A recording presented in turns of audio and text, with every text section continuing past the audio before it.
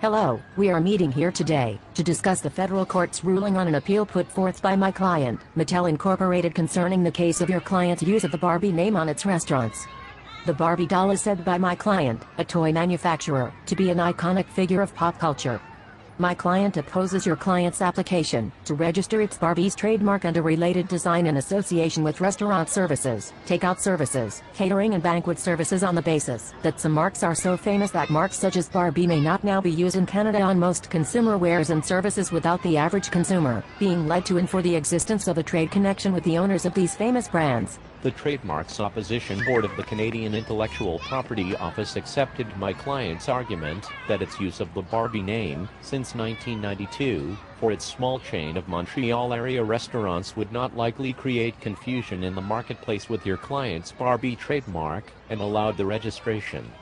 The board found Barbie's fame to be tied to dolls and doll accessories, and that my client's applied for mark, used in connection with very different products and services, was not likely to be confusing with any of your client's Barbie marks. My client's argument was that the trademark Barbie now transcends the products which originally it served to distinguish.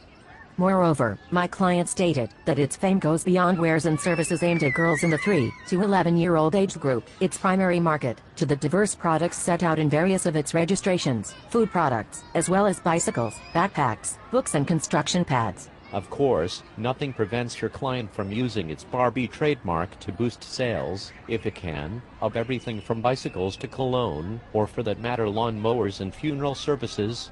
But the question is, whether your client can call in a trademark law to prevent other people from using a name as common as Barbie in relation to services, such as restaurants, remote to that extent from the products that gave rise to Barbie's fame.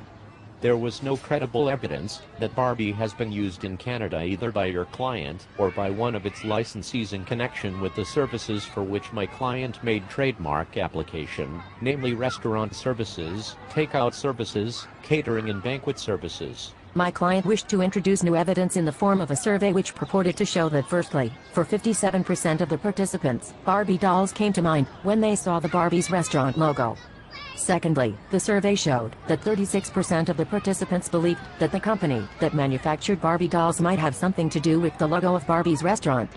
Lastly, the survey showed that 99.3% of the participants were familiar with the Barbie dolls. The judge ruled, however, that the evidence showed that the persons questioned by the pollsters were merely shown without any context the respondent's Barbie's design logo, subsequently had it removed from their site, and were then asked a series of questions, some of them suggestive.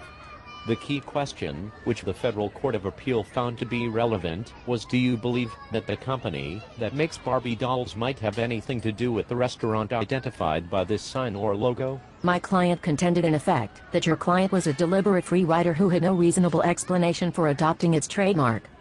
The obvious conclusion, argued my client, is that the respondent seeks to register a mark which is designed to pirate whatever goodwill it can from the mark of my client. Well, the judge concluded that Mattel's appeal should be dismissed. The Trademarks Opposition Board at the Canadian Intellectual Property Office had to weigh a number of factors in its assessment of the distinctiveness of the two marks.